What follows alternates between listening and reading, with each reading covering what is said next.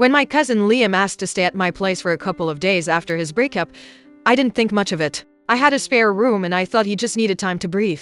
But from the moment he stepped in, he treated my house like a hotel run by an invisible staff. The first night was fine. The second night, he started leaving his trash on the counter, shoes in the hallway, and dirty dishes in the sink like I was supposed to clean up after him. By the third morning, I realized he had completely lost touch with reality.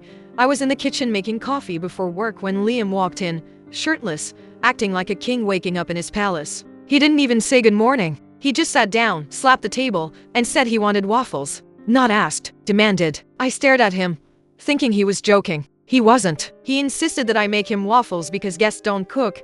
I reminded him that he'd been eating my food, using my Wi-Fi, my Netflix, and staying in my house for free. Instead of being grateful, he leaned back in his chair and told me I owed him because he was going through stress. Then he told me to hurry up because he didn't like waiting.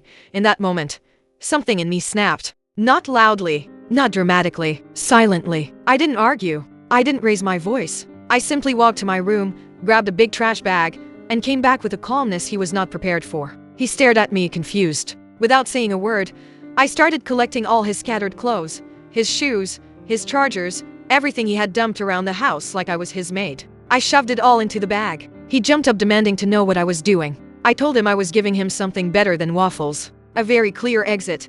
I opened the front door and placed the bag outside. I told him he had 10 minutes to leave before I called the police and reported a stranger refusing to leave my home. He tried arguing, guilt-tripping, and even shouting, but I didn't budge. Eventually, he realized I wasn't bluffing. He grabbed the bag and stormed out, muttering under his breath like a child denied a toy. I closed the door and locked it without 1 second of regret, because the truth is simple. The moment someone mistakes your kindness for their entitlement, the only thing you owe them is distance. And once he was gone, I finally made waffles. Hot, golden, and peaceful. Exactly how a home should feel when the wrong person is no longer inside it.